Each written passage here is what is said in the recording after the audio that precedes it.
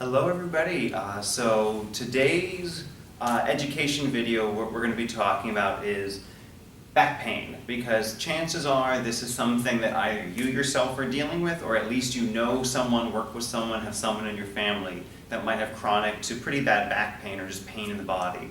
So I wanted to talk about some really simple, easy ways that we can minimize, reduce, and hopefully even prevent chronic discomfort or pain in the back or anywhere in the body from coming up. So unfortunately, back pain is a tremendous problem. This isn't just some minor discomfort that some people deal with. Almost 90% of adults will experience some form of back pain in their lives. I mean, not just, oh, my back is sore when I wake up, back pain that radiates through the legs, back pain that makes it uncomfortable to stand or sit or sleep. Back pain can be very debilitating over time. It can lead to pain in other parts of the body, because as the back becomes discomfort, it shifts our posture, it makes us sleep badly, it makes us move our body in unhealthy ways, and that can radiate pain elsewhere. Pain, chronic pain in the body, can cause an undue amount of anxiety, stress. Am I going to sleep well tonight? Am I going to get through the day comfortably? How am I going to do my job in a way where I'm not causing myself more pain? It can be very psychologically upsetting as well. This can even lead to depression, because especially if the pain is disrupting our enjoyment of life and our sleep to the point that it's becoming very chronic, it can lead to anxiety to the point of depression, and it leads people to become dependent on painkillers. Even minor painkillers, like chronically needing to use aspirin or Advil or any other kind of even just general painkiller, it can lead to a dependency just to be able to get through the day with some minimized pain. And lack of the physical activity that comes from chronic pain in the body can lead to weight gain. And ironically enough, the pain we feel keeps us from moving, and the lack of physical movement just leads to more and more pain. So it's a very terrible cycle that just feeds into itself, all starting from just a little pain in our lower back. So there's some common reasons why we develop back pain, and especially pain in the lower back. Probably one of the most intense reasons is this weekend warrior idea. The idea that we kind of go through Monday through Friday, we sit at our desk or we're on our feet, we don't do much physical activity, but then Saturday and Sunday we run around with our family, or we're trying to get outside, we hit the gym, we try to do as much activity at once to try to make up for all the week's worth of sedentary lifestyle, and our muscles and our body becomes tight over time from not moving, and then all of a sudden we explode into action, and that can lead to pain, that can lead to sprains and strains, and that can lead to overstretching muscle. Bad posture, our spine is not just this little column of bone, it's alive, it's full of blood, it's full of nerves, it's full of soft tissue. The way we stand, it influences everything. Think about just standing. Your feet are engaged, your legs are engaged, your abdomen has to engage to keep your spine upright. Every part of your body is affected by the way you stand. And if I'm always standing to the side, if I'm always leaning forward, if I kind of hunch my shoulders over, that puts strain on the entire body. Not moving consciously or absent-mindedly moving. So an example of this would be if I'm just reaching for something without really thinking about it, I might kind of throw my body out of alignment to get it, or I'm just picking something up and I'm loading it into my back as opposed to lifting with my legs.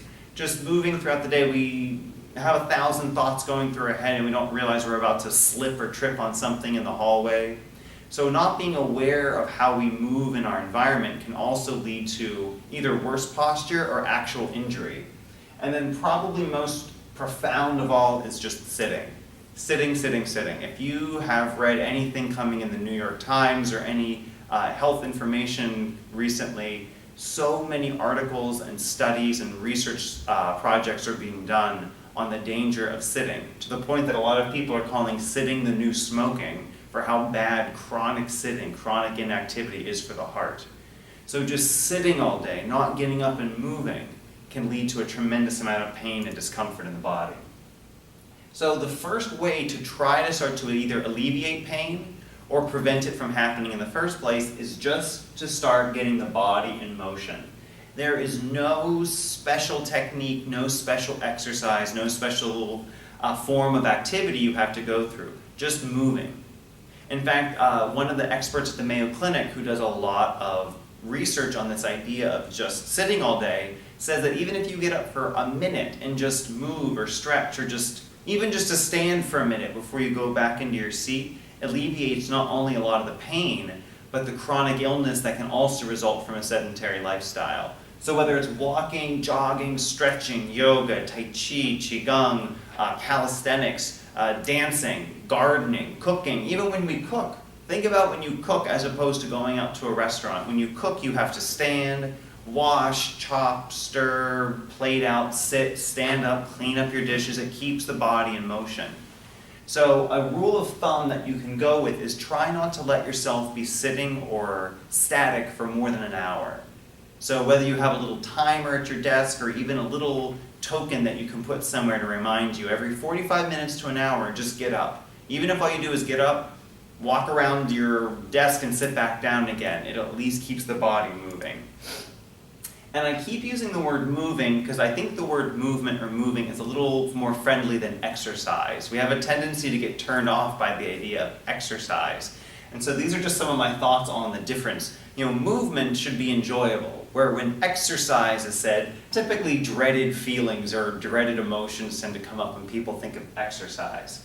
Movement is just moving. I'm moving right now just by standing, and when I move my arms, the body is moving. The body is designed to move. Every little part of ourself is designed to move. Exercise can sometimes do more harm than good because, especially if you've been to a really intense exercise class or try to do weight training exercise that was beyond your ability, it can lead to lots of pain, it can lead to injury, it can lead to soreness, to the point that you never want to go back to the gym again. So just moving should be enjoyable and it keeps our body the way it's supposed to be. Movement can be done anywhere and it should leave you feeling empowered. So just to get up and walk from your car to your office is movement. You don't have to be at any particular location. You don't have to pay anybody anything just to move. And first and most importantly, movement doesn't require an instructor, and you can start right now. You don't have to be taught to move. It's just a reminder to keep moving. So don't always think about it in terms of exercise, where you have to join a gym, or you have to join a program, and you have to pay somebody for it, and you have to buy all these new exercise clothes, and you have to only go when the gym is open, or all these other requirements. Just think about moving. Create your own moving recipe and see what happens from it. So watch your posture. How you sit at the desk. Do you lean forward? Do you kind of lean back? Are you slumped from side to side? Is your shoulders forward and your back curved, or do you keep your shoulders back and keep the natural curve in your spine? A big thing that I see in people, and you may even see it right now, a lot of people walk with their heads forward. So do you bring your head back over your chest, over your shoulders? Not in an exaggerated, absurd way, but just thinking about keeping that natural curve in the neck back. These little things over time have tremendous benefit. It doesn't take a lot of effort. Especially, I don't have a photo for it, but think about the way you eat. Do you eat sitting in a chair at a table, or do you eat in a couch with your plate on your lap? If it's the second, try not to do that as much. Think about how much you're rounding your spine, rounding your hips, rounding your head to eat, versus sitting at a table with your back straight. Little things like this have tremendous benefit. So get up. Even as you're watching this right now, even if all you do is stand up, count to 10, and sit back down, you got up for a little bit. You had some movement happening. Try to have little signs or little tokens. I have a little, little pipe cleaner on my steering wheel on my car, so that when I see it and it's at a red light or something, it's a reminder to stretch, move, do something. Even if I can't move my lower body, I can at least do something with my upper body to keep it in motion, so I'm not just static and sitting there. As much as possible, lift, move, do range of motion in your body in the appropriate way. Don't load things into your lower back. If you need help lifting something, ask somebody for help. Most of the reason why people injure themselves at work typically is lifting or moving in an inappropriate way.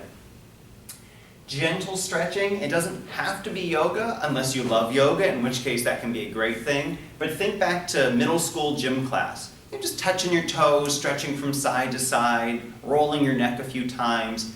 A couple times a day, 2-3 times a day for a few minutes can make wondrous improvement in not only flexibility, but reducing pain as well. Body movement, back movement, moving with the whole body as opposed to just loading weight into the back. And at times, other forms of intervention might be helpful, like physical therapy, yoga therapy, chiropractic care, osteopathic care, and even massage, acupuncture, things like that can be very helpful for alleviating pain and getting the body to the point where it feels comfortable to take a walk or to do some motion throughout the day. So just keep these tiny things in mind. Get up, move, pay attention to your posture, the way you sit, and just see over the course of a few weeks how much better you feel. Thank you very much and have a wonderful day.